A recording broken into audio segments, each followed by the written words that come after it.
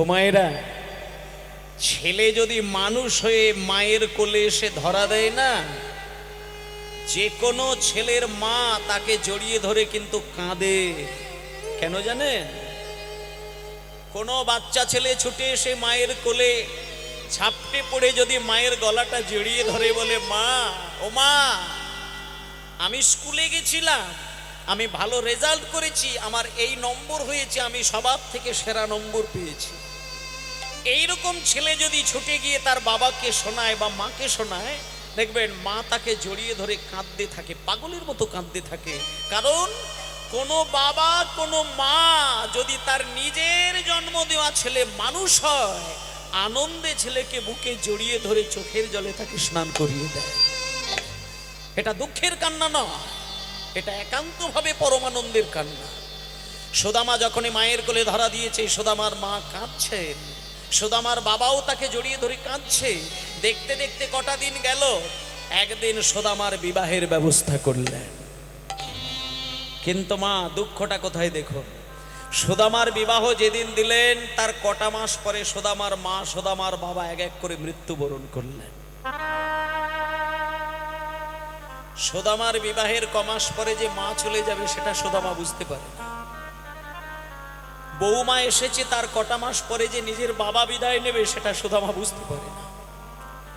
কিন্তু আরো দুঃখের বিষয়, মা চলে যাবার পরে, বাবা চলে যাবার পরে সুদামার জীবনে নেমে এলো চরম অভাব, দুঃখ। সুদামার বাবা যে বাড়িটা তৈরি করে দিয়ে গেছিল সেই বাড়িটা বিক্রি করে দিল সুদামা। যত জমি জায়গা ছিল সুদামা বিক্রি করে দিলে। সুদামার জন্য দামি দামি সোনার গয়নাগাটি ছিল, সেইগুলো সুদামা বিক্রি করে দিল। শেষে নিঃস্ব হয়ে গিয়ে রাস্তার ধারে গিয়ে তাল পাতার কুড়ে ঘর তৈরি করে, খড়ের চাল তৈরি করে, বাঁশের জানালা দরজা করে সেইখানে তার নতুন স্ত্রীকে স্থান দিলেন। সুদামা স্ত্রীর নাম হলো কুচেলা দেবী। মাগো, কুচেলা দেবীকে বিবাহ করে তালপাতার ঘরের মধ্যে রেখেছেন। মাগা, ও মা, যারা পতিব্রতা নারী হয় তারা তালপাতার কুঁড়ে ঘরকে তালপাতারও মনে করে না, তারা সেটা রাজপ্রাসাদ মনে করে।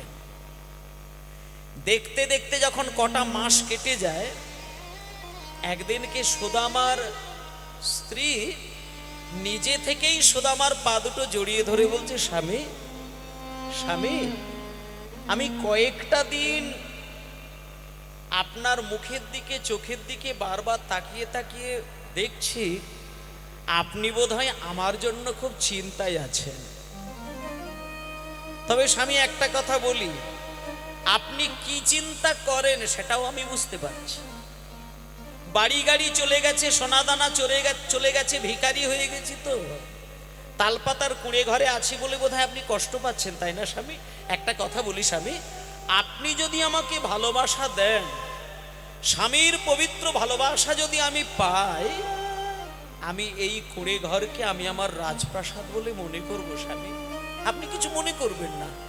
আপনি যা খাবেন আমি তাই খাবো, আপনি যে ঘরে থাকবেন আমি সেই ঘরেই থাকবো। এই বলে মা, বুদ্ধিমতী কুচেলা, পতিব্রতা নারী কুচেলা স্বামীর ভালোবাসায় স্বামীকে স্বামী দেবতা জ্ঞানে দেখেন। একটা কথা বলি মা, যারা স্বামীকে নিজের থেকে অনেক বেশি ভালোবাসেন, তারা স্বামীকে ব্যথা দিয়ে কথা বললে, স্বামী যদি স্ত্রীর কথা শুনে কাঁদতে গিয়ে চোখ থেকে দুফোঁটা জল গড়ায়, ওই দুফোঁটা জল গড়ানোর সাথে সাথে স্ত্রীর চোখ দিয়ে 200 ফোঁটা জল গড়িয়ে যায়। এটা হলো ভালোবাসার প্রতিদান। কুচেলা দেবী স্বামীকে যা ভালোবাসে তার থেকে নিজেকে অতটা ভালোবাসে না। কোনোদিন স্বামীর চোখে চোখ রেখে কথাই বলে না, কোনোদিন বাজে ভাষায় কোনোদিন কথা বলে না, কোনোদিন ফ্যান খায়, শুকনো মুড়ি খায়, পান্তা ভাত খায়, তাতেও কোনো দুঃখ করে না। কিন্তু আজকে কুচেলা দেবী স্বামীকে একটু রেগে গিয়ে কথা বললেন, রেগে গেলেন। একদিনকে সকাল বেলায় স্নান টান সেরে এসে মন্দিরে যাবে, এমন সময় কুচেলা দেবীর মাথাটা একটু গরম হয়ে গেল।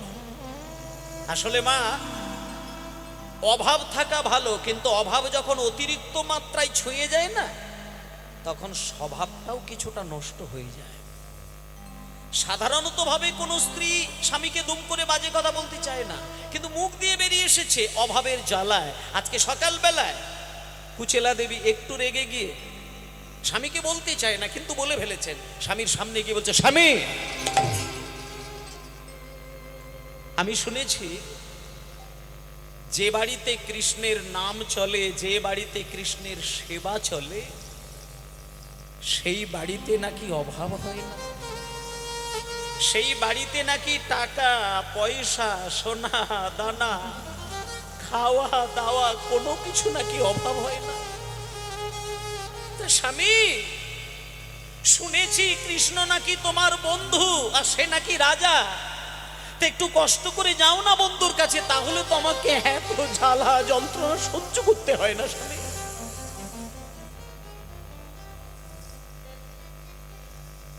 সঙ্গে সঙ্গে সুদামা কুচেলার দিকে তাকিয়ে বলল, কুচেলা, কি বলছো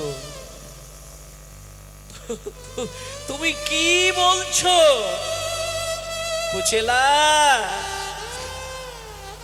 ছোট্টবেলায় আমার মা আমাকে সোনা দানা গয়না কাটি দিয়ে আমাকে সাজিয়ে গুছিয়ে কৃষ্ণের কাছে পাঠিয়ে দিত, আর আমি আমার ভাই কানাইয়ের মুখের এঁঠো খেতে গিয়ে আমার গয়নাগুলো তাকে দিয়ে দিতাম।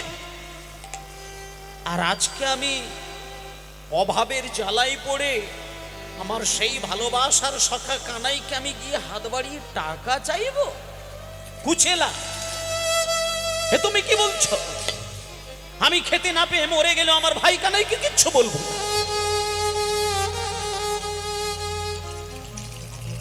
কিন্তু মায়েরা, ওই যে বললাম, হাজার হোক কুচেলা দেবী তো স্বামীকে ভালোবাসে।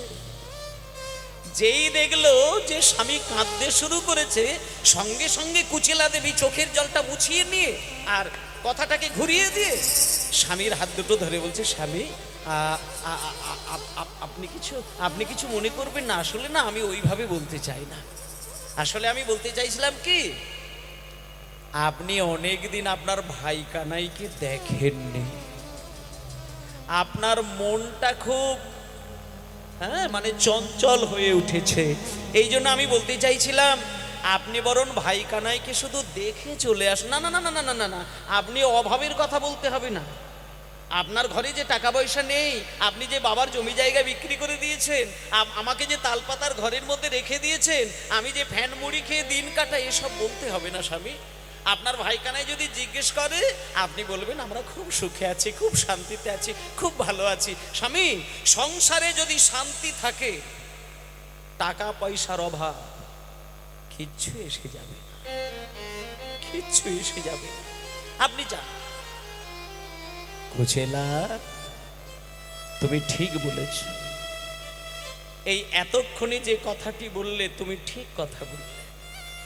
আমি এই কয়েকটা দিন কেন জানি না, মাঝ রাত্রিতে আমার ভাই কানাইয়ের কথা মনে করে গিয়ে বুকের ভেতরটা যেন খা খা করে ওঠে। কবে যাবেন স্বামী? যাবো তো, কিন্তু আবার কিন্তু কি, আপনি চলে যান। কুচেলা, প্রত্যেক দিন কোনো আত্মীয় যদি কোনো আত্মীয়ের বাড়িতে যায়, কোনো কিছু নিয়ে না গেলেও কিচ্ছু এসে যায় না, কিন্তু 10 বছর ছাড়া 20 বছর ছাড়া যদি কোনো আত্মীয় বাড়িতে যায়, হাতে করে যদি কোনো কিছু না নিয়ে যায়, ভদ্রতা থাকে কি? কুচেলা, আমার তো টাকা পয়সা কিচ্ছু নেই। তাই কুচেলা, তুমি যদি কিছু এনে দিতে আমার ভাই কানাইয়ের জন্য, তাহলে অন্তত হাসি মুখে সেটা নিয়ে আমি ভাই কানাইয়ের কাছে গিয়ে দাঁড়াতাম। যদি কিছু এনে দিতে আমায় পারো উপায়,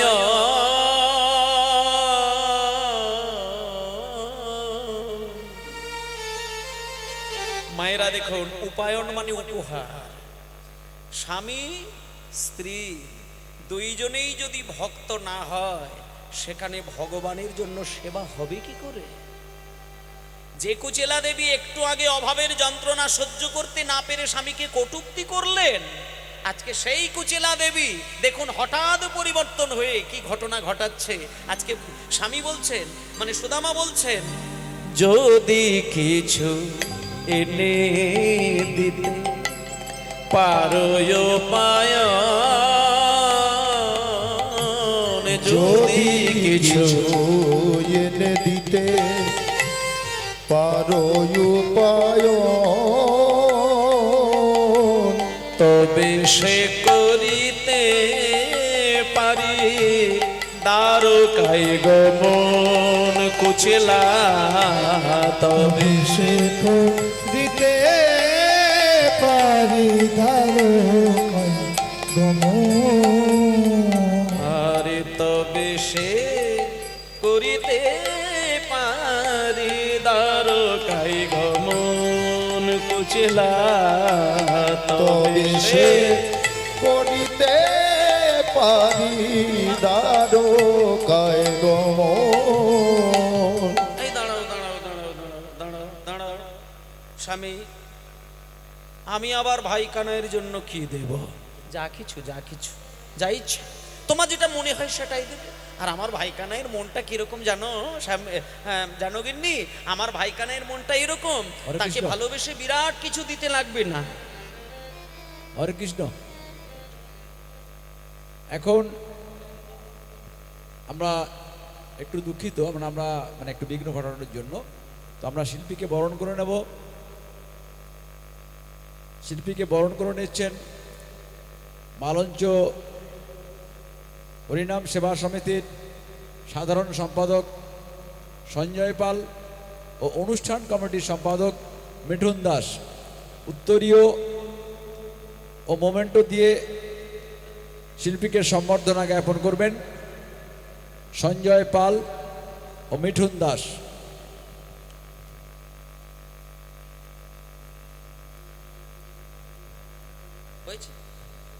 নিতাই গৌর হরিবোল, গৌর হরিবোল। তবে সে করিতে দ্বারকায় গমন কুচিলা, সে করিতে পারে দ্বারকায় গমন কুচিলা, তবে সে করিতে পারে দ্বারকায় গমন, আর তবে সে করিতে পারে দ্বারকায় গমন, তবে সে করিতে পারে দ্বারকায় গমন। এইবার সেই বুদ্ধিমতী কুচেলা সঙ্গে সঙ্গে স্বামীর কথা মতো দাঁড়ে দাঁড়ে গিয়ে চার দাঁড়ে ওই গ্রামের চার পাড়ায় চারজন বৈষ্ণব মায়ের হাত থেকে 4 মুঠো চিড়ে তুলে নিয়ে সুদামার হাতে দিলেন, এবং মা সেই 4 মুঠো চিড়ে নিয়ে সুদামা সুন্দর করে একটা পুটলি তৈরি করে কৃষ্ণের জন্য গেলেন। এবার কৃষ্ণের দ্বারে গিয়ে যখন দরজার সামনে দাঁড়িয়েছে, সঙ্গে সঙ্গে দারোয়ান সেই সুদামাকে নিয়ে কৃষ্ণের কাছে, এবং কৃষ্ণ দেখা মাত্র সুদামাকে দুটো বাহু বাড়িয়ে টেনে নিলেন, এবং সুদামাকে যে সিংহাসনে তিনি নিজে বসেন সেই সিংহাসনে সুদামাকে গিয়ে বসালেন। এবং সুদামাকে বসানোর পরে বলছে, এই সুদামা, সুদামা তুই যে আমার কাছে এতগুলো বছর পরে আসবি সেটা তো ভাবতে পারি না, আয় আয় আয় আমার সিংহাসনে বসবি চল। এই বলে সুদামাকে টেনে নিয়ে সোনার সিংহাসনে বসিয়ে দিয়ে, রুক্মিণী একটা সোনার থালা নিয়ে আসবে তো, আর সোনার কলসি করে জল নিয়ে আসবে। এইবারে কৃষ্ণচন্দ্র আমার সোনার থালাটি মাটিতে বিছিয়ে দিলেন। মায়েরা দেখো, ভগবান আর ভক্তের সঙ্গে সেবা কে কাকে করে দেখুন। সুদামাকে সিংহাসনে বসিয়েছেন, কৃষ্ণ মাটিতে বসেছেন, সোনার পাত্রের মধ্যে সুদামার পা রেখেছে, চরণ রেখেছে, আর সোনার কলসেই করে সুদামার চরণ ধুয়ে দিয়ে সেই চরণ ধৌত করা জল কৃষ্ণ স্বয়ং নিজে পান করলেন। এবং মায়েরা পান করলেন, শুধু তা নয়, সেই জলপান ওই রাজপ্রাসাদের হাজার হাজার মানুষ এবং কৃষ্ণের স্ত্রীগণ তারাও পান করলেন। এইবার কৃষ্ণ সুদামাকে জিজ্ঞেস করছে, সুদামা, হে সুদামা, বৃন্দাবন থেকে আমার জন্য কিছু আনিসনি? এ কথা যেই বলল, সুদামার মাথাটা নিচু হয়ে গেল। কারণ কৃষ্ণ রাজা, আর রাজার জন্য সামান্য 4 মুঠো চিড়ে, এটা তো মুখে বলার বিষয় নয়, তাই মাথা নিচু করে নিয়েছেন। কিন্তু কতক্ষণ লুকিয়ে থাকবে? কৃষ্ণ জোর করে সুদামাকে টেনে নিয়ে যখন আলিঙ্গন করে জড়িয়ে ধরতে গেল, সুদামা যে 4 মুঠো চিড়েটা পুটলি তৈরি করে বগল দাবায় লুকিয়ে রেখেছিল, সেই পুটলি প্রকাশ পেয়ে গেল এবং জোর করে কৃষ্ণ টেনে নিয়ে পুটলি খুলে দেখছে সুন্দর করে জল দিয়ে নরম করে ভেজানো চিড়ে প্রসাদ। তখন কৃষ্ণ সুদামাকে বলছে, সুদামা, তুই আমার জন্য এত ভালোবাসিস, আমি অবাক হয়ে যাই। যেদিন গিরি গোবর্ধন পর্বত তুলে ধরেছিলাম, তুই আমার সামনে গিয়ে বাম হাতে কোড়ে আঙুলে গিরি গোবর্ধন তুলে ধরেছিলাম, তুই গরু টানানো লাঠি দিয়ে সেটা ঠেকা দিয়েছিলিস, ব্যাকুল প্রাণে কেঁদেছিলিস আমার কষ্ট দেখে। আর আজকে তুই, আমি রাজা হয়েছি, শুকনো চিড়ে খেতে গেলে যাতে গাল ছড়ে না যায়, মুখের ভেতরটা ছড়ে না যায়, তার জন্য তুই জল দিয়ে নরম করে ভিজিয়ে নিয়ে এসেছিস মুখের স্বাদ ফেরানোর জন্য। তখন সুদামা বলে, কানাই, আমি জল দিয়ে ভিজিয়ে আনি না, আমি শুধু আমার স্ত্রী 4 মুঠো চিড়ে ভিক্ষা করে আমার হাতে যেই দিল, আমি ওই 4 মুঠো চিড়ে নিয়ে শুধু যেই ভাবলাম যে আমি তোর কাছে নিয়ে যাব, সঙ্গে সঙ্গে মনে পড়ে গেল যে কৃষ্ণের মুখে যশোদা দেবী খাবার তুলে দিতে গিয়ে তার হাত কেঁপে যেত, যে কৃষ্ণের মুখে শ্রীদাম সুদাম ফল দিতে গিয়ে তাদের দেহ দুলে যেত, আর আজকে সেই কৃষ্ণের জন্য চিড়ে দেব, এ কথা ভাবতে ভাবতে চোখ থেকে জল এসে আমার এই চিড়ে ভিজে গেছে। তখন কৃষ্ণ বললেন, এই যে আজকে কীর্তনের শেষে কালকে প্রসাদ হবে, এই যে মাটির মালসাই চিড়ে গুড় বাতাসা, এটা কেন হলো? এই আজকের দিন থেকে এলো। যখন কৃষ্ণ বুঝলেন যে সুদামা চোখের জলে ভিজিয়ে নিয়ে এসেছেন, কৃষ্ণ ওই ক্ষণে 4 মুঠোর 1 মুঠো খেয়ে নিয়ে 3 মুঠো বুকের মধ্যে জড়িয়ে ধরে সুদামাকে বলল, সুদামা, দুঃখ করিস না, আমি কথা দিলাম, আজকের এই 4 মুঠো চিড়ে 1 মুঠো মুখে তুলে দিলাম, আর এই ছাদের তলায় দাঁড়িয়ে আমি প্রতিজ্ঞা করলাম, আগামী কলিযুগে যখন কলির মানুষ আমাকে প্রসাদ নিবেদন করবে, আমি কথা দিলাম, সেদিন কলির মানুষের কিচ্ছু করতে লাগবে না, পাড়ায় পাড়ায় গিয়ে ভিক্ষা করে চিড়ে গুড় বাতাসা সাজিয়ে, কোনো কিছু দিতে না পেরে মাটির মালসাই যদি প্রসাদ সাজিয়ে তাতে 2টো তুলসী পত্র দিয়ে কিছুই দিতে পারলাম না বলে কাঁদতে পারে, আমি কথা দিলাম, হাত বাড়িয়ে সেই চিড়ে প্রসাদ আমি গ্রহণ করব। নিতাই গৌর প্রেমানন্দে হরি বল হরি। তাই ভক্তমণ্ডলী মায়েরা, আজকের দিন থেকে এই চিড়ে প্রসাদের চল শুরু হয়েছিল। সেই যে কথা দিয়েছিল কৃষ্ণ যে আমাকে কলির মানুষকে কিছু দিতে লাগবে না, আমি প্রতিজ্ঞা করলাম কলিযুগে যাওয়া মাত্র কলির মানুষ মাটির মালসাই চিড়ে গুড় বাতাসা সাজালে আমি হাত বাড়িয়ে প্রসাদ গ্রহণ করব। তাই মায়েরা, কলিযুগে যদি জমিদার, কলিযুগে যদি কোনো জমিদারের বাড়িতেও কীর্তন হয়, সে কিন্তু সোনার পাত্রে প্রভুকে ভোগ দিতে পারবে না, তাকে কুমোর বাড়ি থেকে মাটির মালসা নিয়ে সে প্রসাদ সাজাতে হবে। এইভাবে চিড়ে গুড় বাতাসা সাজিয়ে প্রসাদ হয়ে গেল। সেই প্রসাদ নারদ মুনি পর্যন্ত পেল, সেই প্রসাদ ভোলানাথ পর্যন্ত পেল, কিন্তু দুর্গা দেবী পেল না। তাই দুর্গা দেবী মনের দুঃখে বলে উঠেছিলেন সেই দাপরে যে আমি যেহেতু দাপর যুগে সুদামার প্রসাদ থেকে বঞ্চিত হলাম, তাই এই যুগে দাঁড়িয়ে কথা দিলাম, আগামী কলিযুগে পুরীর মন্দিরে যেদিনকে জগন্নাথের প্রসাদ হবে, প্রথম ভোগের হাঁড়ি আমাকে দিতে হবে, তারপরে জগবাসী পাবে। তাই পুরীর মন্দিরে যারা গিয়েছেন দেখবেন, পুরীর মন্দিরের প্রথম যে ভোগের হাঁড়ি, সেটা কিন্তু যোগ মায়ার কাছেই যায়। জগন্নাথের যেটা ভোগের হাঁড়ি, সেটা যোগ মায়ের কাছেই যায়। তারপরে সেই প্রসাদ আপনারা তো জানেন, পয়সা দিয়ে জগন্নাথের প্রসাদ বিক্রি পর্যন্ত হয় পুরীর মন্দিরে। আর পুরীর মন্দির এমন একটি মন্দির যেখানে সারা পৃথিবীতে একাদশীর দিনে চাল ফুটিয়ে অন্ন হয় না, কিন্তু একটা মাত্র ধাম যেখানে পুরীর মন্দির, যেখানে একাদশীর দিনেও অন্ন প্রসাদ হয়, সেটা অন্য কোথাও হয় না। তা মায়েরা, এইভাবে জগন্নাথের প্রসাদ হয়। তাই আজকে সকল কিছু বোঝাপড়া হয়ে যাবার পরে এইবার সুদামা বলছে, কানাই আমায় বিদায় দে, আমি বাড়ি যাই। যখনই বলেছে বিদায় দে, তখন সুদামার চোখে জল নয়, কৃষ্ণের চোখে জল এসে গেল। কেন না, কৃষ্ণ চিন্তা করলেন যে সুদামার সংসারে কতটা দুঃখ আমি ছাড়া কেউ জানে না। মায়েরা, সংসারে কার কি হচ্ছে কেউ না জানুক, ভগবান কৃষ্ণ কিন্তু জানেন। ওমা, আপনি কতগুলো দিন কি খেয়েছেন, কতগুলো দিন না খেয়েছেন, সেটা কৃষ্ণকে লুকিয়ে কিছু করতে পারবেন না। আপনি যদি ঘুমিয়ে ঘুমিয়ে একটা স্বপ্নও দেখেন, ওই স্বপ্নটাও কিন্তু কৃষ্ণের ইচ্ছে ছাড়া হতে পারে না। পৃথিবীতে যদি একটা গাছের পাতাও নড়ে, সেটা কৃষ্ণের ইচ্ছে ছাড়া হয় না। তা মাগো, সুদামার সংসারে কতটা অভাব, সুদামার স্ত্রী অভাবে পড়ে কি কথাগুলো তার স্বামীকে বলেছিলেন, এটা কৃষ্ণের আলাদা করে জানার সময় দিতে হয় না। তিনি পরম ব্রহ্ম, তিনি সচ্চিদানন্দ, তিনি সবই জানেন। তাই জন্য সুদামা যখন নিজে মুখে বলল না, কৃষ্ণ তখন বলল, সুদামা তুমি বাড়ি যাও, বাড়িতে গিয়ে সব জানবে। এই বলে সুদামা যখন বিদায় নিয়ে বাড়ি আসছেন, দেখলেন আধারে জামি একা আমি,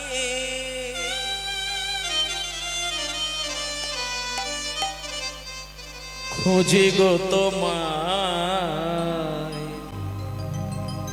হাত ধরে পার করে নিও গো আমায়।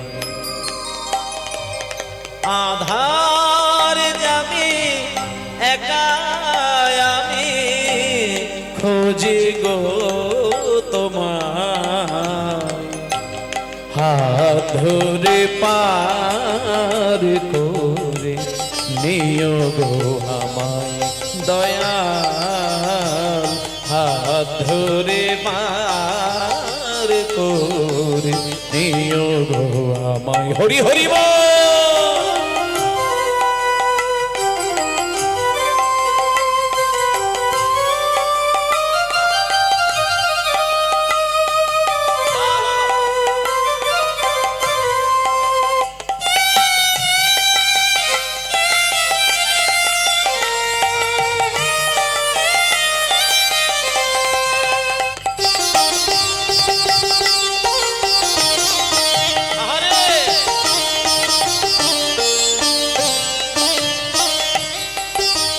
পিতা মাতা ভোগ নিভাতা, দুটি দিনের দেখা,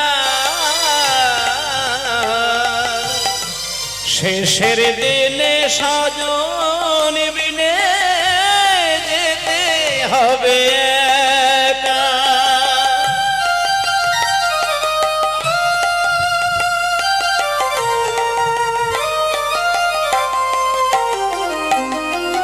আরে পিতা মাতা ভগ্নে ভাতা, দুটি দিনের দেখা, শেষের দিনে স্বজন বিনে যেতে হবে একা।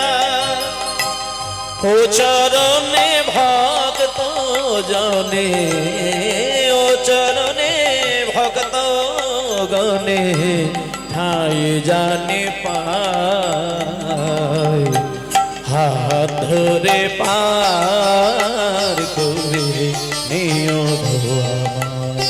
দয়াময় হাত ধরে পার করে নিও গো আমায়।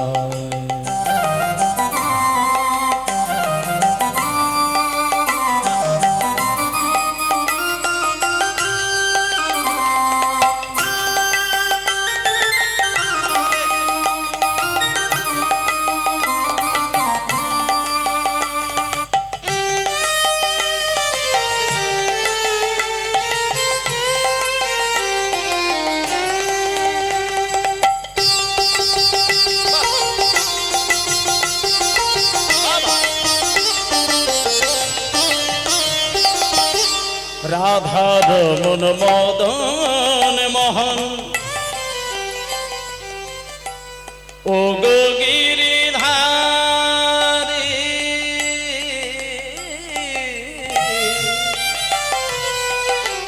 হরা বংশীধ্বনি শুনি গো তোমারি রাধার মন মদন মোহন ও গো গিরিধারী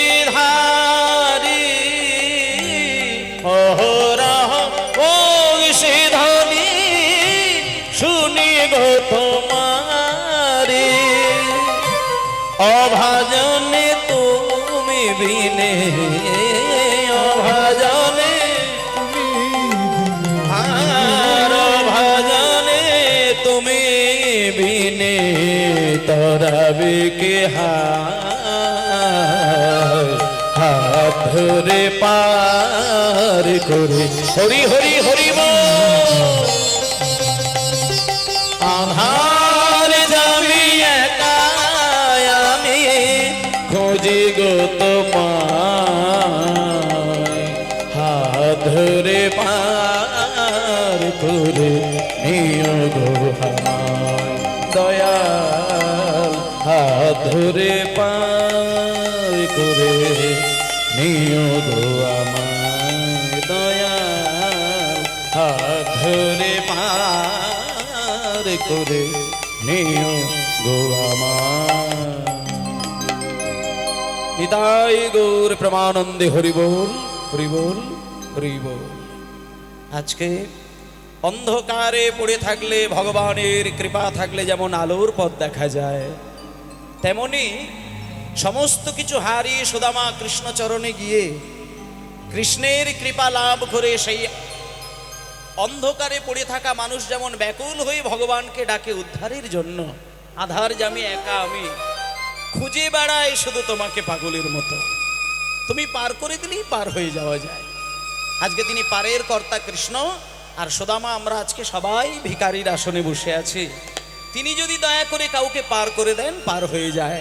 এই বলে সুদামা যখন বাড়িতে আসলেন মায়েরা, সুদামা বাড়িতে এসে দেখলো তালপাতার কুড়ে ঘরটা কোনো বিদেশ থেকে রাজা এসে বোধহয় ভেঙে দিয়েছে। তালপাতার কুড়ে ঘর ভাঙা, বিরাট একটি রাজপ্রাসাদ, আর সেই রাজপ্রাসাদের ভেতর থেকে সর্ব অলঙ্কারে ভূষিতা হয়ে বাইরে চলে আসছেন সেই সুদামার স্ত্রী কুচেলা দেবী। সুদামা জিজ্ঞেস করলেন, এ কি কুচেলা, এ তোমার কি রূপ? তখন কুচেলা দেবী বলছেন, স্বামী স্বামী গো, যেদিন কি আপনি আমাকে ঘরের মধ্যে একা রেখে দিয়ে বিদায় নিলেন, তার পরের দিনে বিশ্বকর্মা এসে এত সুন্দর একটি রাজপ্রাসাদ তৈরি করলেন। স্বয়ং কুবের এসে ধনরত্ন উজাড় করে দিলেন এবং লক্ষ্মী দেবী এসে সর্ব অলঙ্কারে ভূষিতা করে দিলেন। এইভাবে কৃষ্ণ আর সুদামা, কৃষ্ণের কাছ থেকে সুদামা বিদায় নিয়ে বাড়িতে আসার পরে ভগবানের কৃপায় অসম্ভব সম্ভব হতে পারে। আমরা প্রাকৃত জগতের মালিক হলেও অপ্রাকৃত জগতের মালিক আমরা হতে পারি না। অপ্রাকৃত জগতের মালিক হতে গেলে কৃষ্ণকে সঙ্গে নিতে হবে। তাই ভক্তমণ্ডলী মায়েরা, আজকে যে সুদামার ঘটনা আমরা শুনলাম, এই সুদামা সত্যযুগে 4 নারায়ণের মধ্যে এক নারায়ণ ছিলেন। সত্যযুগে নারায়ণ ঠাকুর একজন ছিলেন না, 4 জন ছিলেন। বৈকুণ্ঠ লোক একটি, কিন্তু দরজা ছিল 4টে এবং চারদিকে 4 নারায়ণের মূর্তি ছিল। নারায়ণ 4 জন, একজনের নাম বাসুদেব, একজনের নাম শঙ্কর্ষণ, একজনের নাম প্রদ্যুম্ন, আর একজনের নাম হলো অনিরুদ্ধ। এটা হলো 4 বিষ্ণুর নাম। এবার সেই 4 বিষ্ণু যখন ত্রেতাযুগে আসলো, তখন বাসুদেব হয়ে গেল রাম, শঙ্কর্ষণ হয়ে গেল লক্ষ্মণ, প্রদ্যুম্ন হয়ে গেল ভরত, আর অনিরুদ্ধ হয়ে গেল শত্রুঘ্ন। এইবার দেখুন, 4 নারায়ণের মধ্যে যিনি প্রদ্যুম্ন, সেই প্রদ্যুম্নই হয়ে গেল ত্রেতা যুগে ভরত। আর সেই ভরতই হলো দাপর যুগের প্রিয় বন্ধু সুদামা। ভরতের মতন তো ভাই হয় না মা। ও মায়েরা, ভরতের মতো ভাই যদি কোনো সংসারে একটা জন্ম নেয়, আমরা অনেক দেখেছি কোন কোন পরিবারে দেখবেন 5টা করে বাবার ছেলে থাকে, 10টা করেও ছেলে থাকে। এখন যদিও একটা সন্তানই যথেষ্ট, কিন্তু এককালে 6টা 7টা 8টা করে মায়েদের ছেলে মেয়েরা হতো। আমার নিজেরই আমার বাবার আমরা 3 সন্তান, তা কোনো পরিবারে দেখবেন 10টা পর্যন্ত সন্তান ছিল, কিন্তু সন্তানের 10টা 8টা করে সন্তান থাকলেও সংসার কিন্তু ভাঙতো না। 51বর্তী পরিবার ভাঙে কখন? বাইরের যদি একটা ছোট্ট বাতাস এসে ঢুকে যায়, কোন নারদের গুঞ্জন যদি কোনো সংসারে এসে যায়, সেই সংসার ভেঙে তন্ন তন্ন হয়ে যায়। আজকে শুনুন মা, রামের বনবাস হয়েছিল এটা আপনারা জানেন, কিন্তু রামের বনবাস হতো না যদি রামের পাশে রামের ভাই ভরত দাঁড়িয়ে থাকতেন। ভরত যদি বাড়িতে থাকতো, কারোর বাবার ক্ষমতা ছিল না রামকে বনবাস করতে পারে। কিন্তু দুঃখটা ওখানে, যেদিনকে ঘটনাটি ঘটেছিল সেদিন ভরত মামার বাড়িতে ছিলেন। এত ঘটনা ঘটে গেল, ভরত কিচ্ছু জানে না। ভরত জানলো কখন? যেদিন বাবার মৃত্যু সংবাদ কানে পেল। মায়েরা, রাজা দশরথের, দাঁড়ান, রামের বাবার নাম হচ্ছে কি? রাজা দশরথ। দশরথের কয়জন স্ত্রী? রাজা দশরথের কটি স্ত্রী? 3 জন। আচ্ছা, কৌশল্যা, সুমিত্রা, কৈকেয়ী, তাই তো? না, কৌশল্যা, সুমিত্রা, কৈকেয়ী রাজা দশরথের স্ত্রী, এটা মিথ্যে নয়, কিন্তু ওনার 3 জন স্ত্রী কিন্তু শেষ নয়। ওনার টোটাল স্ত্রী 750 জন। 750 জন ছিল রাজা দশরথের স্ত্রী। তার মধ্যে 3 জনকে তিনি প্রধান আসনে বসিয়ে রেখেছিলেন। এবার আপনারা বলতে পারেন ওই 3 জন প্রধান হলো কেন? না, তার কারণটা হলো 750 স্ত্রীর মধ্যে 3 জনকে আলাদা আসনে রেখেছিলেন এই কারণ, কৌশল্যা ছিল সব থেকে বেশি ন্যায়পরায়ণা, সুমিত্রা ছিল সব থেকে বেশি সুন্দরী, আর কৈকেয়ী ছিল সব থেকে বেশি সেবা পরায়ণা। মানে স্বামীর সেবা করতে করতে যদি প্রাণ চলে যায় তাও ভালো, এটা কৈকেয়ী করতো, কিন্তু আর কেউ করতো না। কিন্তু মা, ওই কৈকেয়ী একদিন স্বামী সেবা করতে যে রূপটা দেখিয়েছিল জগতের মাটিতে, যেটা 750 স্ত্রীর মধ্যে যেটা কেউ কোনোদিন করতে পারেন। শোনুন মায়েদের একটা কথা বলি। একদিনকে রাজা দশরথের বুড়ো আঙুলের নখের আগায় একটা বিষাক্ত ভয়ঙ্কর পুঁজ রক্ত গলিত ফোঁড়া, যার দুর্গন্ধে রাজবাড়িতে কেউ রাত্রির কাটাতে পারে না। কিন্তু কবিরাজ ঠাকুর এসে বলেছিল, যদি তোমাদের কোনো প্রিয়জন তোমাদের স্বামীর এই দুর্গন্ধ গলিত পুঁজ রক্ত ফোঁড়াকে মুখ দিয়ে চুষে ভেতর থেকে লালা লাগিয়ে বাইরে বার করে দিতে পারে, পুঁজ রক্তগুলো, আর লালাটা ভেতরে লাগিয়ে দিতে পারে, তাহলে এই ফোঁড়াটা সারলেও সারতে পারে। কিন্তু এটা কেউ করলো না, নাকে চাপা দিয়ে বেরিয়ে গেল। কৈকেয়ী সেটা করেছিলেন। অবশেষে কৈকেয়ী এত সেবা করার পরে, এত সেবা করার পর যখন কৈকেয়ী রাজা দশরথের মন কিনে নিলেন, তখন কৈকেয়ীর মনে বিষ ঢালা শুরু করে দিলেন কৈকেয়ীর দাসী মন্থরা। মন্থরাই সর্বনাশটি করলেন। যেদিনকে রাম রাজা হবে বলে রামচন্দ্র, রাজা দশরথ অধিবাস করলেন রামের, যে রামচন্দ্র রাজা হবে, অভিষেক করলেন, সেদিনকে কৈকেয়ী একটা কাণ্ড ঘটিয়েছিলেন। রামের অভিষেক হচ্ছে, রাম রাজা হবে, কৈকেয়ী একটা কাল ঘটালো। কৈকেয়ী সেই দিন যে কথাটি বলেছিলেন, সেই কথার পরিপ্রেক্ষিতে রামচন্দ্র বনবাস হয়েছিল।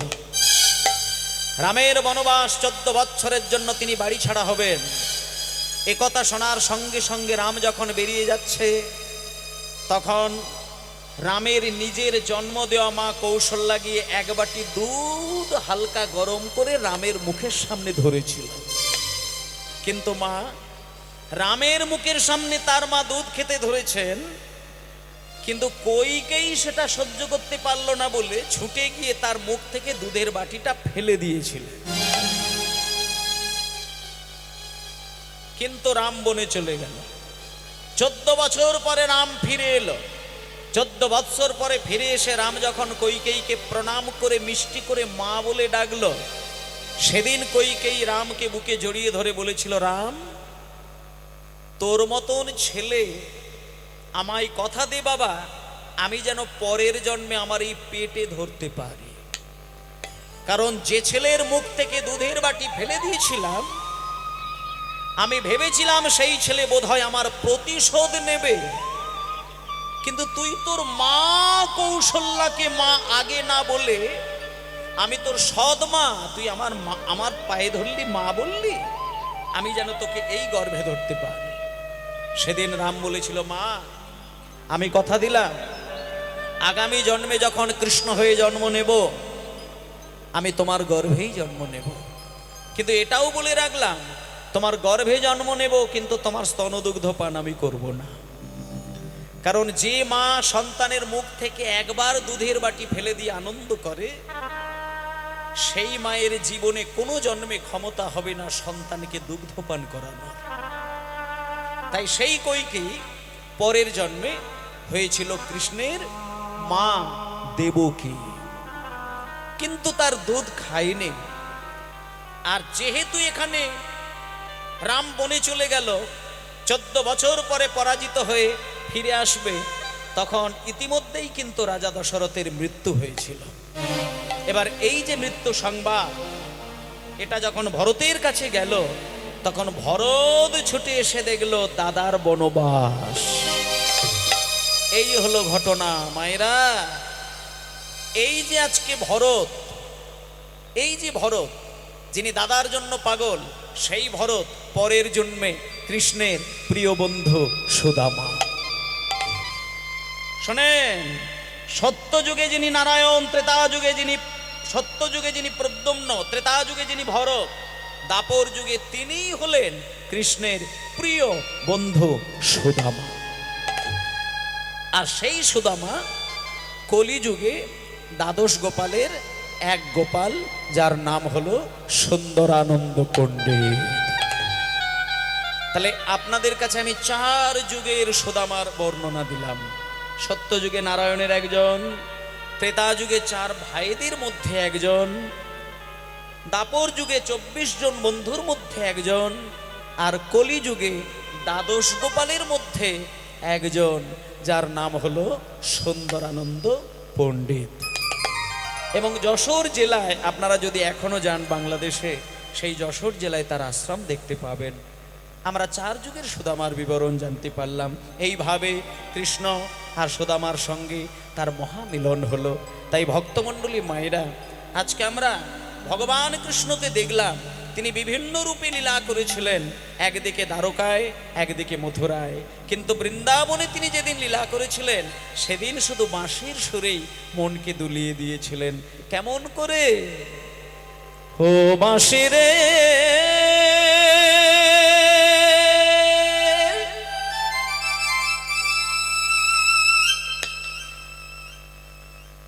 ও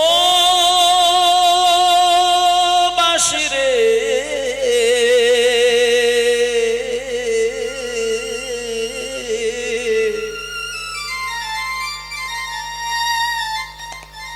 ও বাঁশি রে,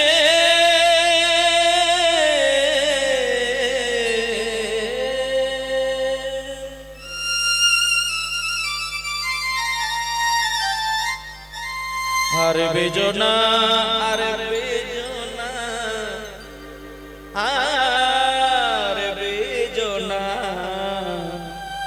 ওরে কালার বাঁশি, বাঁশি, ওরে কালার বাঁশি, বাঁশি ওরে কালার বাঁশি, বাঁশি ওরে কালার বাঁশি। ওহো বাঁশি রে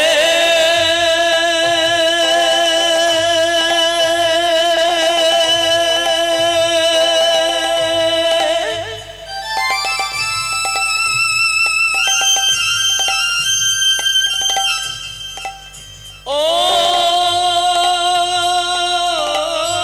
বাঁশি রে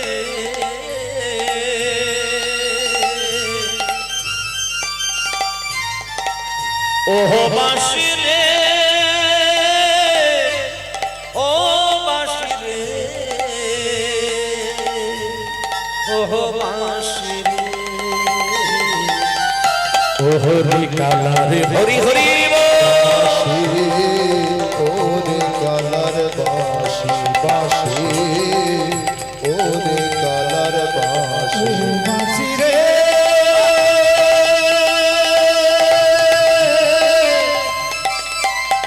বাঁশি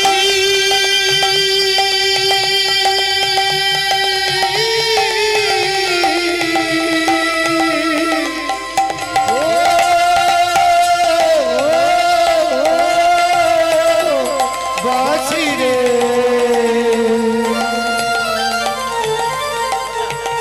ওরে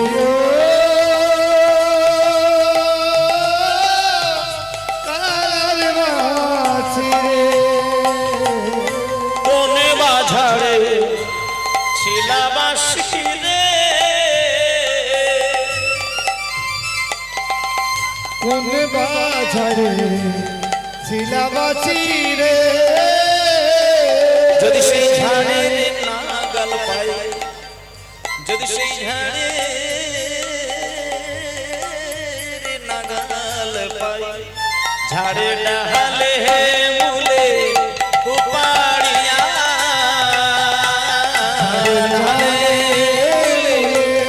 উপারিয়া দিতাম সাগরে ভাসাইয়া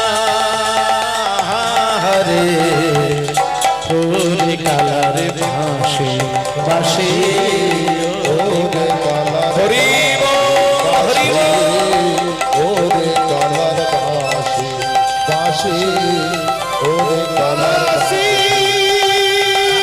ওরে কালার বাঁশি বাঁশি রে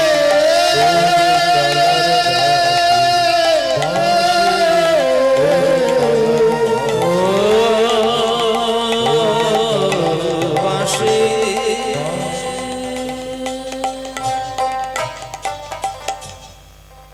এইভাবে আসতে যখন বাঁশি বেজে উঠল বাঁশির সুরে সবাই এক এক করে এক জায়গায় একত্রিত হইল।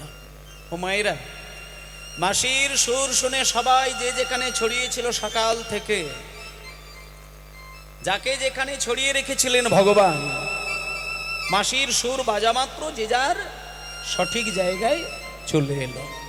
কিন্তু একজন আসতে পারলো না। সদ্যজাত শিশুকে যদি কোথাও অন্য ঘরে কেউ শুইয়ে দিয়ে আসে, সে কি একা একা আসতে পারে? সম্ভব নয়।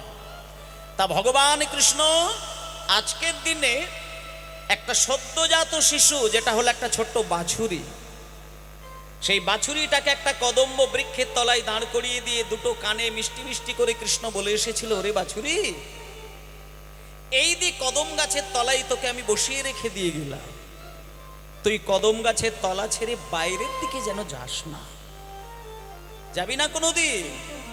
তুই ছোট্ট, তুই শিশু, কিচ্ছু জানিস না। যখন বিকেল বেলা সময় হবে, আমি তোর নাম ধরে শুধু একবার বাঁশি বাজাবো, তখন তুই চলে আসবি। কিন্তু মা, অবাধ্য বাছুরি কদম গাছের তলা ছেড়ে ছেড়ে যেই না এক পা করে একটু দূরে গেছে, দেখে কি সুন্দর মিষ্টি ঘাস, আরো এগিয়েছে আরো মিষ্টি ঘাস, আরো এগিয়েছে আরো মিষ্টি ঘাস। মিষ্টি ঘাসের লোভে লোভে লোভে লোভে ওই ছোট্ট বাছুরি একটা গভীর জঙ্গলের মধ্যে হারিয়ে গেল। শোনুন মা, গভীর জঙ্গলে হারিয়ে গেল। আর এখানে বিকেল বেলায় সন্ধ্যার সময় যেই কৃষ্ণের বাঁশি বেজে উঠল, ওরে মঙ্গলি রে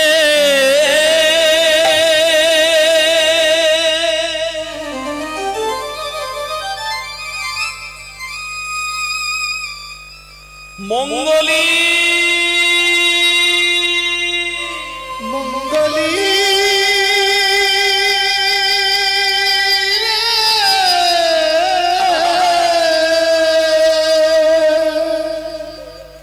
মায়েরা শোনেন শোনেন, যখনই বাঁশির সুরে মিষ্টি করে মঙ্গলি নামটা বেজে উঠল, মেয়ে মঙ্গলি তো ঘাস খেতে খেতে মাথা নিচু হয়ে খাচ্ছে আর আস্বাদন করছে, তার তো খেয়াল নেই। যেই তার নাম ধরে বাঁশি বেজে উঠল, চমকে উঠল মঙ্গলি। সামনের দিকে তাকিয়ে দেখে অথই জল, বাম দিকে তাকিয়ে দেখে আগুন, ডান দিকে তাকিয়ে দেখে একটা সাপ হাঁ করে এগিয়ে আসছে, পিছন দিকে তাকিয়ে দেখে কাঁটার ঝোপ। এইবার আমি বাড়ি যাব কি করে? সঙ্গে সঙ্গে মঙ্গলি ওইখানে, কৃপা কর ভগবান,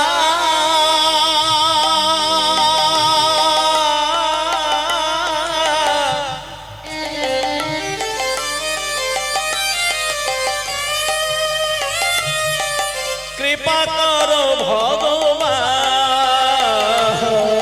কৃপা কর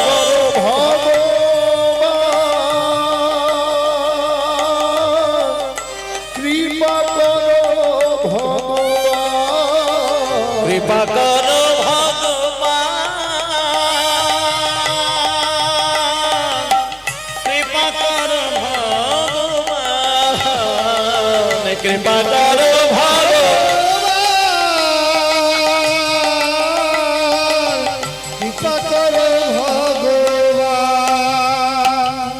সংসার কাননে হারায়ে গিয়েছি, আমি সংসার কাননে হারায়ে দিয়েছি, সংসার কাননে হারায়ে গিয়েছি, সংসার কাননে হারায়ে গিয়েছি, করমরে পরিত্রাণ, কৃপা কর ভগবান, কৃপা কর ভগবান, কৃপা কর কৃপা করো ভগবান,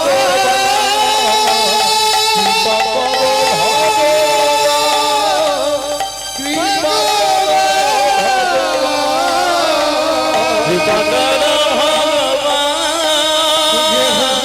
কৃপা কর ভগবান, কৃপা কর ভগবান, কৃপা কর ভগবান। আসলে মায়েরা শোনেন, মঙ্গলিটা আর কেউ নয়, মঙ্গলিটা আর কেউ নয়, ওটা আমরা প্রত্যেকে এখানে যতজন কীর্তন শুনতে বসে আছি সবাই। ভগবান আমাদেরকে ভক্তিরূপী কদম গাছের তলায় বসিয়ে রেখে দিয়ে আমাদেরকে কিন্তু ভগবান বলেছিলেন, ওরে খোকা, ভক্তিরূপী কদম গাছের তলা ছেড়ে বাইরে যেন কোথাও যাস না। কিন্তু আমরা মিষ্টি ঘাস, এখানে মিষ্টি ঘাস বলতে কি, বিষয়রূপী মিষ্টি ঘাসের লোভে লোভে লোভে লোভে সংসার রূপী গভীর জঙ্গলে আমরা হারিয়ে গেলাম। সামনের দিকে জলটা হলো কামনা বাসনা, একদিকে আগুন হলো আমাদের জীবনের ত্রিতাপ জ্বালা, আর একদিকে যে সাপ হাঁ করে এগিয়ে আসছে এটা হলো জম, আর পিছন দিকে কাঁটার ঝোপ, এটা হলো 5 রকমের অহংকার। এইবার আমরা কি করে ভগবানকে ডাকি? কিন্তু মা শোনেন, একটা কথা বলি, কোনো বাবা যদি তার 5 বছরের ছেলের হাত ধরে কোনো দূরে কোনো মেলা দেখতে যায় না, মেলা দেখতে দেখতে যদি রাত্রির 12টাও বেজে যায়, ছেলে কিন্তু কোনো চিন্তা করে না সঠিক সময়ে ট্রেন ধরতে পারবো কিনা, বাস পাবো কিনা, অটো পাবো কিনা, বাড়ি ফিরতে পারবো কিনা। এটা 5-7 বছরের ছেলে কিন্তু চিন্তাই করে না। কেন জানেন? কারণ ছেলে একটা জিনিস পরিষ্কার, বাবা যখন আমাকে হাতে ধরে বাড়ি থেকে বার করে মেলায় এনেছেন, যেন তেন প্রকারে বাবা আমাকে ঘরে ঠিক পৌঁছে নিয়ে যাবে। তা বাবার হাত ধরে ছেলে মেলা এলে ছেলে যেমন নিশ্চিন্ত মনে মেলা দেখে, তেমন সংসার মেলায় আমরা এসেছি। সংসারের হাজার মানুষকে ভালোবাসতে বাসতে আমরা যদি ভগবানকে ডাকতে ভুলেও যাই, সময় যেদিন হবে ভগবান নিজে এসে হাত বাড়িয়ে তাকে কোলে করে নিয়ে ঘরে নিয়ে যাবে। তা মাগো, মঙ্গলীর নাম ধরে বাঁশি বাজালো, মঙ্গলী আসতে পারলো না। তখন গোবিন্দ কাঁদতে কাঁদতে ডাকতে ডাকতে ছুটে গেল, মঙ্গলী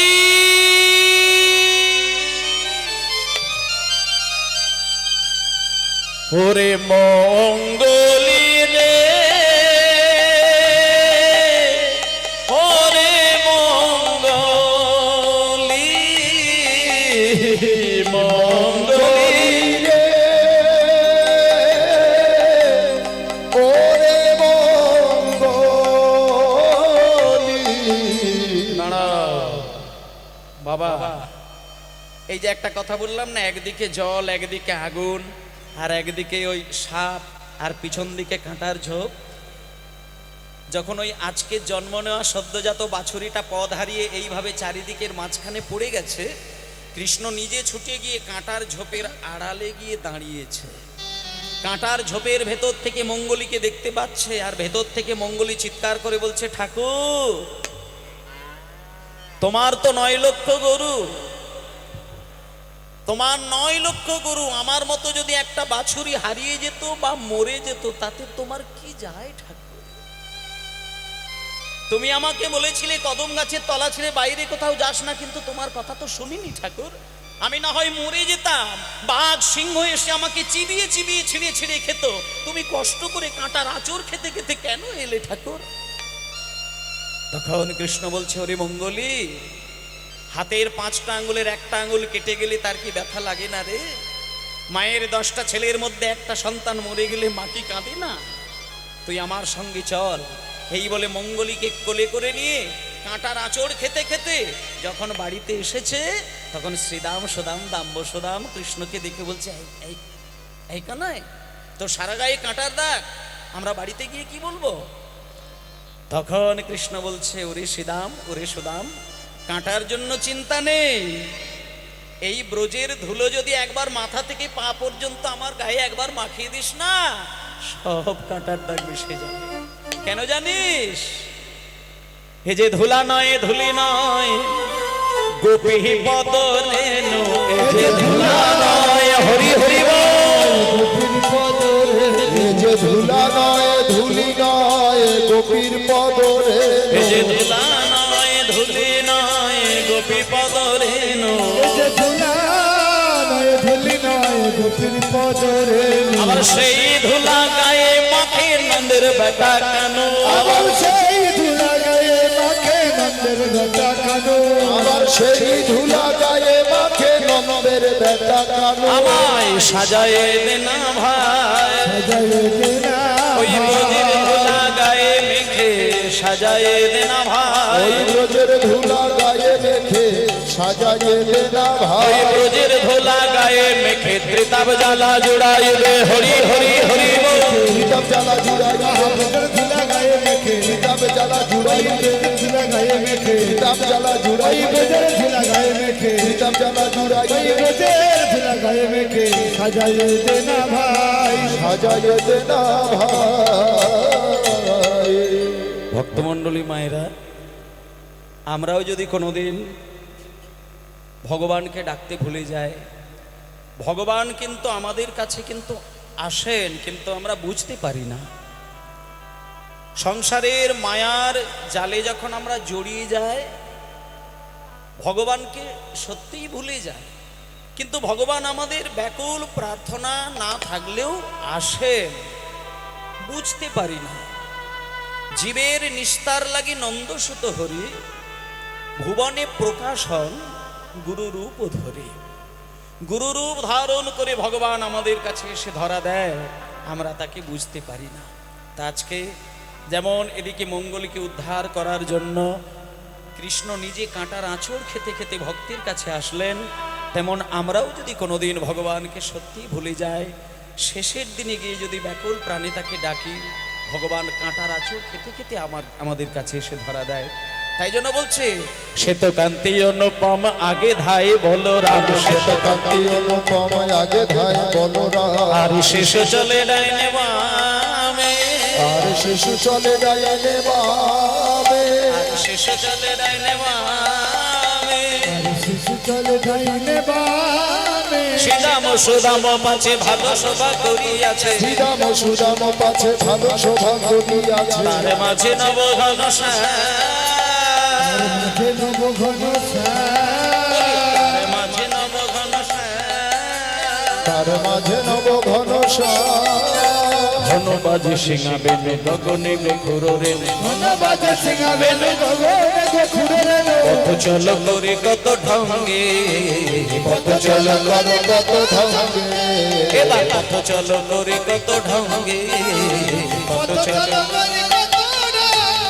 এবার যাতে কোরা খাল গণ দিয়া আবাহন হরি হরি হরি বল। দিয়া আবার আবার বলতে রাখালো দিয়া আবার আবার যতে কোরা কাল গণ দিয়া আবার আবার বলরাম দাস চলু সঙ্গে, বলরাম দাস চলু আর বলরাম দাস চলু সঙ্গে, চলু সঙ্গে করে নিও হে, সঙ্গে করে নিও হে, আমায় সঙ্গে করে নিও হে, সঙ্গে করে নিও হে, বলরাম দাসের এই বিনতি সঙ্গে করে নিও হে। বলরাম দাসের এই মিনতি সঙ্গে করে নিও হে, সংসার কষ্ট ফেলে রেখো না সঙ্গে করে নিও হে, কষ্টে ফেলে রেখো না সঙ্গে করে নিও হে, সংসার কষ্ট ফেলে রেখো না গোষ্ঠ বিহারি হরি হরি হরি হরি বল। কষ্টে ফেলে রেখো না কষ্টে ফেলে রেখো না কষ্টে ফেলে রেখো না কষ্টে ফেলে রেখো না সঙ্গে করে নিও হে, সঙ্গে করে নিও হে। আজকে শ্রীদাম সুদাম দাম সুদাম সুবল মহাবল সুবাহু মহাবাহু সবাই আজকে এক জায়গায় একত্রিত হলেন। আর ওদিকে কৃষ্ণ একটুখানি রাধারানীর দর্শন পাবার জন্য দূরে সরে গিয়ে সবাইকে শ্রীদাম সুদাম গরু বাছুর দায়িত্ব দিয়ে সিঁড়ির জানলা দিয়ে নয়নে নয়নে রাধারানীর সঙ্গে সাক্ষাৎ হলো। আর রাধারানী মনের কথাগুলো নয়ন দর্শন করে কৃষ্ণকে বললেন যে হে প্রাণনাথ, তুমি একটু নয়ন দিয়ে দর্শন করে একটু অপেক্ষা করে যাও, আমি তোমার পাশে গিয়ে দাঁড়াই আর একসঙ্গে তোমার সঙ্গে আমার মিলন হবে। এই বলে নয়নে নয়নে দর্শন হলো এবং রাধারানীর বাসনায় একটুখানি সময় কৃষ্ণ দিলেন এবং তারপরে আবার যথারীতি কি বাবনাশয়ে আবত নন্দ দুলাল রে, নন্দ দুলাল রে, বনাশয়ে নন্দ দুলাল রে, নন্দ দুলাল। গোধূলি ধূসর শ্যাম তলে গোধূলি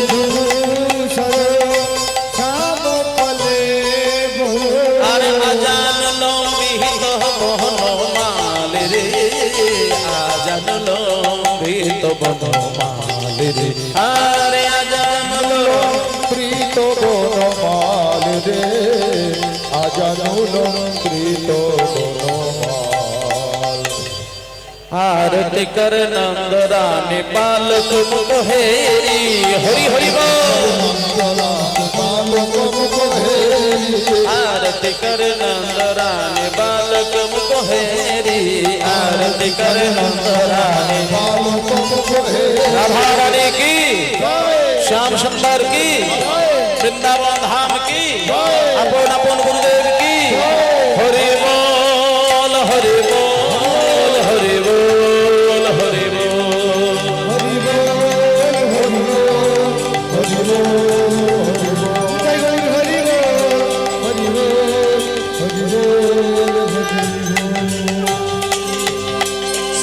নিতাই গৌর প্রেমানন্দে হরি বল হরি বল হরি বল।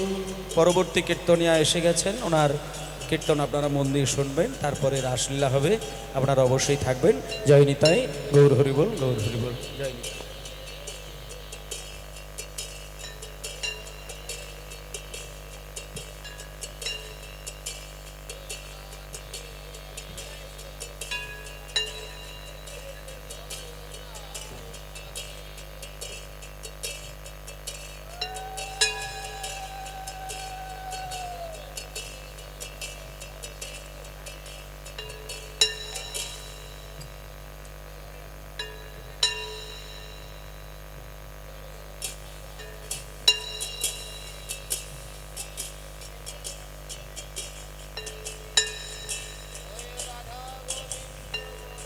হ্যালো, আমাদের পরবর্তী কীর্তনিয়া প্রতিভাময়ী কীর্তন সম্রাজ্ঞী কীর্তনিয়া শম্পা গোস্বামী। প্রতিভাময়ী কীর্তন সম্রাজ্ঞী কীর্তনিয়া শম্পা গোস্বামী আর কিছুক্ষণের মধ্যেই মঞ্চে আসবেন।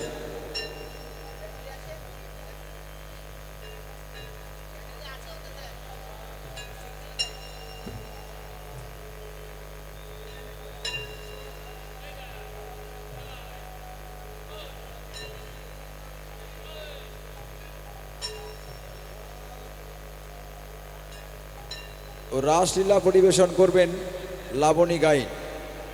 আর কিছুক্ষণের মধ্যেই মঞ্চে আসবেন প্রতিভাময়ী কীর্তন সম্রাজ্ঞী কীর্তনিয়া শম্পা গোস্বামী।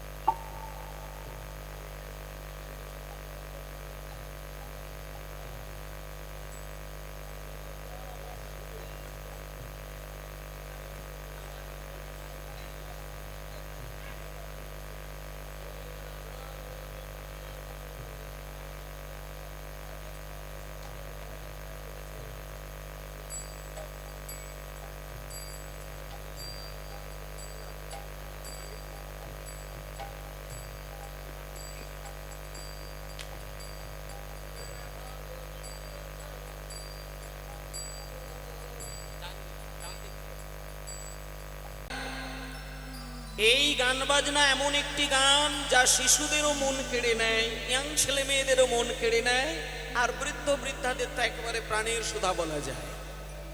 সেই জন্য আমাদের সর্বপ্রথম যেটি জানার বা বোঝার দরকার, যে কীর্তন গান আমরা শ্রবণ করতে যাব মানে আমার মনে মনে একটা সংকল্প থাকবে যে কীর্তন গানের মধ্য দিয়ে আমি ভগবানের সেবার অধিকারী যেন হতে পারি।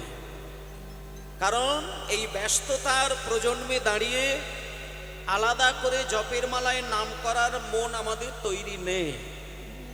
হয়তো জপের মালায় নাম আমরা করি, কিন্তু মন দিয়ে কিন্তু করতে পারি না। কেউ যদি 1 ঘন্টা জপের মালায় নাম করে, তার মধ্যে কতটা সময় মন মেশানো রয়েছে সেটা আমরা যদি একটু ধ্যান দিয়ে বিচার করি তাহলে কিন্তু ধরা যায়। 24 ঘন্টা ভগবানের নাম করে যাবে, জপ করে যাবে, ধ্যান করে যাবে, কিন্তু কতটা প্রাণ মেশানো রয়েছে, কতটা অনুরাগ রয়েছে, আর কতটুকু নাম করতে গিয়ে নয়ন সিক্ত হচ্ছে, এটা আমাদের কিন্তু আর ধরা দেয়নি।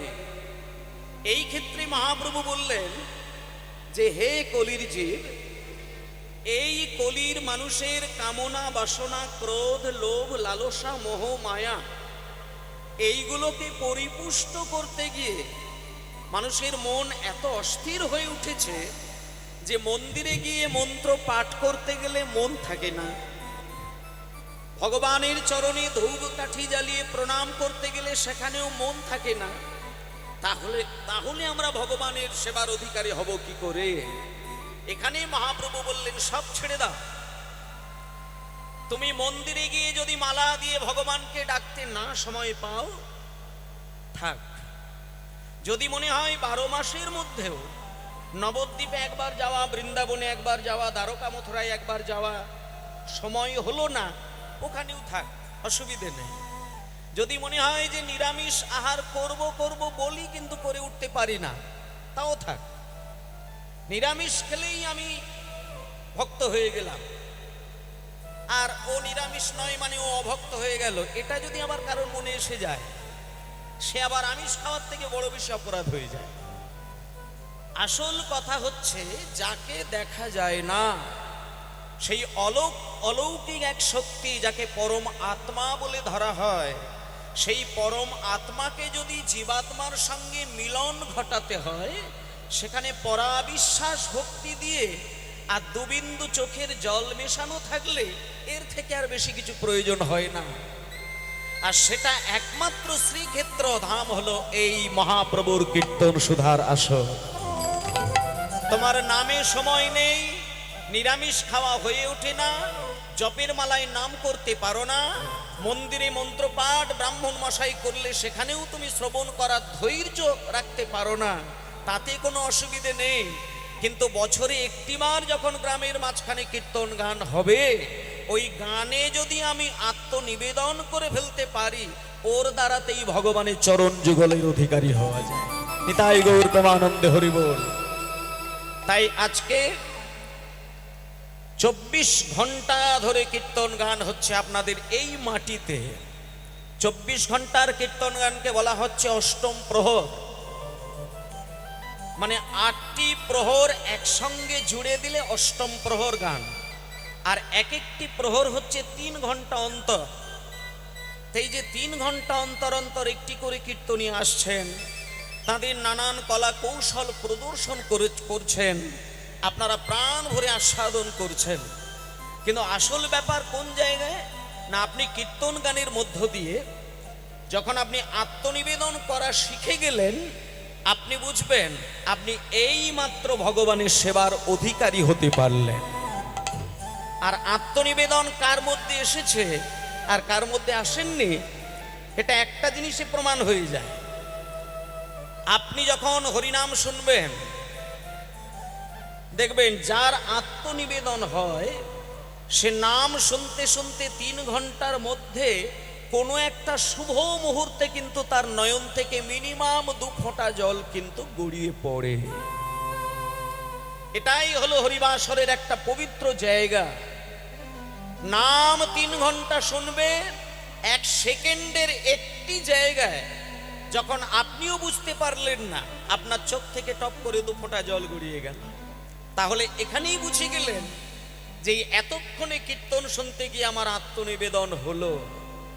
আর নাম শুনতে গিয়ে চোখে জল এসেছে মানে আপনি কোনো কিছু যদি ভগবানের জন্য নাও করতে পারেন, তাতে ভগবানের কিচ্ছু এসে যায় না, আর আপনারও কিচ্ছু এসে যাবে না।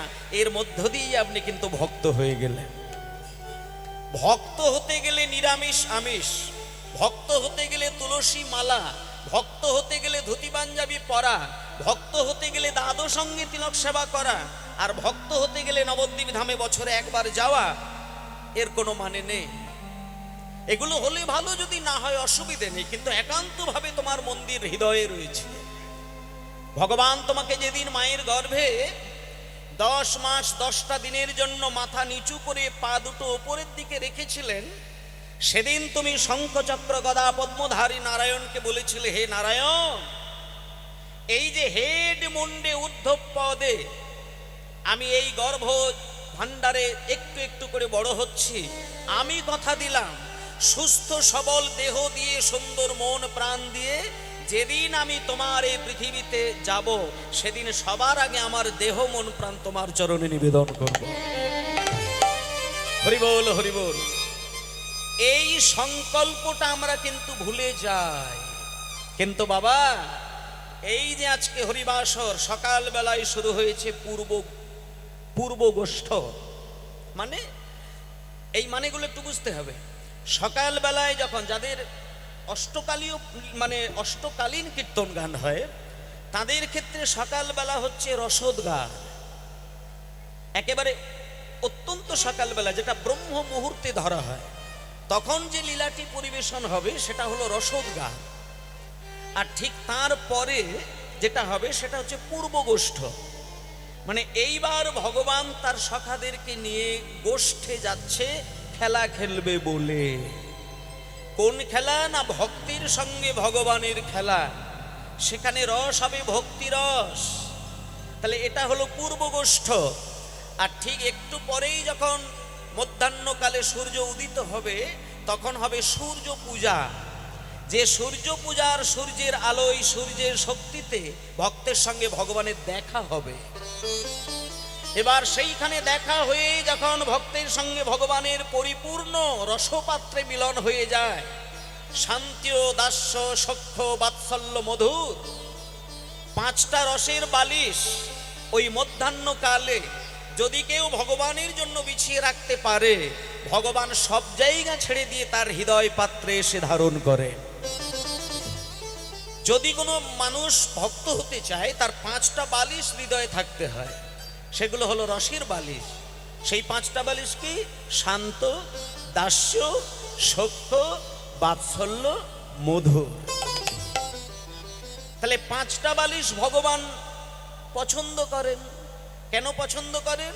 না ভক্তের হৃদয় সিংহাসনে পাঁচটা বালিশ যদি বিছিয়ে ভক্ত আমার জন্য ব্যাকুল প্রাণে ক্রন্দন করেন, আমি তার হৃদয় সিংহাসনে হাত পা ছড়িয়ে শুয়ে থাকি। দুটো হাত তখন আমার দুটো বালিশের উপরে থাকে, দুটো পা দুটো বালিশে তোলা থাকে, আর মাথাটা একটা বালিশে তোলা থাকে। এই নিয়ে পাঁচটা বালিশে আমি নিদ্রাচ্ছন্ন হয়ে যাই। এইভাবে যদি কোনো ভক্ত ভগবানকে তার হৃদয় মন্দিরে স্থান দেয়, তাহলে তার আলাদা করে ভগবানের কোনো সিংহাসনের প্রয়োজন হয় না। নিতাই গৌর হরি বল। আর সেই সিংহাসন যদি তৈরি করতে হয়, তাহলে প্রত্যেক দিন মধ্যাহ্নকালে ঠিক দুপুর 12টায় শুভ সন্ধিক্ষণ, তিনটে সন্ধিক্ষণ আমরা পার করি। সকাল 6টায়, দুপুর 12টায়, আর সন্ধ্যা 6টায়। এই যে মধ্যাহ্নকাল, এই যে সন্ধিক্ষণ, এই ত্রিসন্ধ্যা কালে ভগবানকে ডাকতে গিয়ে যদি দুফোঁটা নয়নের জল দিয়ে নিত্যদিন সেবা করা যায়, একদিন না একদিন তার হৃদয় পাত্রে পাঁচটা রস পরিষ্কার ধারণ করেন, আর তখনই ভগবান এসে তার হৃদয়ে ধরা দিবে। তার জন্য কি করতে হয়? আমাদের প্রভাত কালের সন্ধিক্ষণে যেটা আমাদের কাজ, সেই কাজটা দিয়ে আজকে আমি কীর্তন শুরু করব।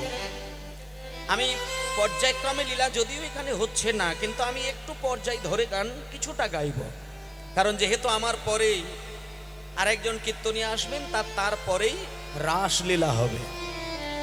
যেখানে রাস গান হয়, রাসের আগে রূপের একটু জায়গা থাকবে, আর রূপ যেখানে হবে তার আগে তো একটু ফেরত গোষ্ঠের একটু ছোঁয়া থাকবে। এগুলো যদি মিনিমাম পালন না করা হয়, তাহলে আমাদের সনাতনী হিসেবে আমরা ভ্রান্ত জায়গা দিয়ে ছুটছি। তাই একটু চেষ্টা করব। নিতাই গৌর হরি বল। তাই সবাই মিলে একটু সন্ধিক্ষণের প্রভাত কালে যেটা দিয়ে আমাদের হৃদয়টাকে সাজানোর দরকার, সেই গান। ভজ গৌরাঙ্গ কহ গৌরাঙ্গ লহ গৌরাঙ্গে নাম রে।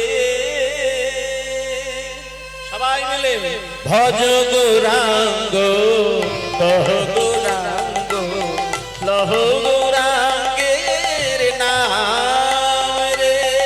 ভজ গৌরাঙ্গ কহ গৌরাঙ্গ লহ গৌরাঙ্গের নাম রে। ভজ গৌরাঙ্গ কহ গৌরাঙ্গ লহ গৌরাঙ্গের নাম রে। যে জানা গৌরাঙ্গ ভজে, সে হয় আমার প্রাণের। যে জনা গৌরাঙ্গ ভজে, সে হয় আমার প্রাণ রে। যে জানা গৌরাঙ্গ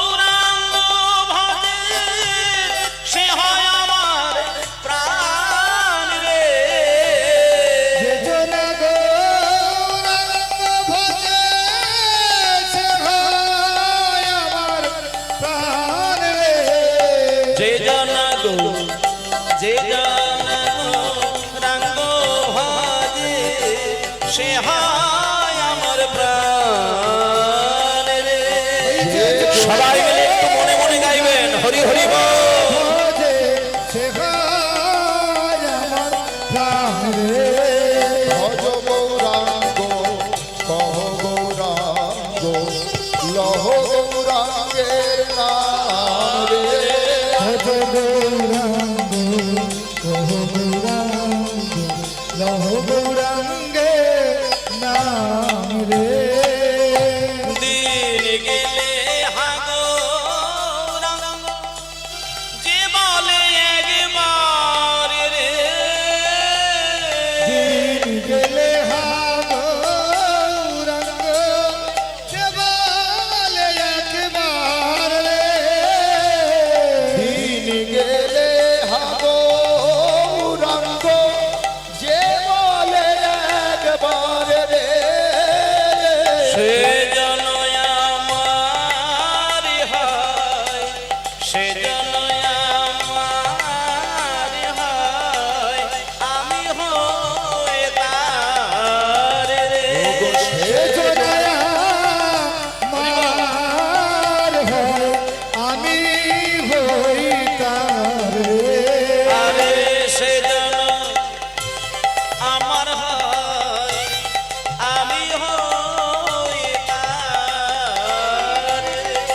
সে জনায়া আমার হয়, আমি হই তাহার রে। ভজ গৌরাঙ্গ কহ গৌরাঙ্গ লহ গৌরাঙ্গের নাম রে। ভজ হরি গৌরাঙ্গ বল। লহ গৌরাঙ্গে নাম রে। ভজ গৌরাঙ্গ কহ গৌরাঙ্গ লহ গৌরাঙ্গের নাম রে। ভজ গৌরাঙ্গ কহ গৌরাঙ্গ লহ গৌরাঙ্গের নাম রে। নিতাই গৌর প্রেমানন্দে হরি বল হরি বল হরি বল হরি বল। ভক্তমণ্ডলী মায়েরা, এই গানটা খুব সহজ একটি ছন্দের গান, মনে করলেই গাওয়া যায়। কিন্তু ভক্তি বিশ্বাস দিয়ে যদি প্রত্যেক দিন সকালবেলায় পরম ব্রহ্মকে লাভ করার ব্যাকুল প্রার্থনায় ব্রহ্ম মুহূর্তে যদি এই গানটাকে গাওয়া যায়, যে কোনোভাবে গাইতে পারেন। বাড়ির পরিবেশ তো সব জায়গায় সমান থাকে না। আপনি হয়তো ভগবানকে ডাকতে ভালোবাসেন, কিন্তু আপনার স্বামী হয়তো ভগবানকে ডাকতে ভালোবাসেন। তাহলে এই ক্ষেত্রে কি আপনি ভগবানের নাম করবেন না?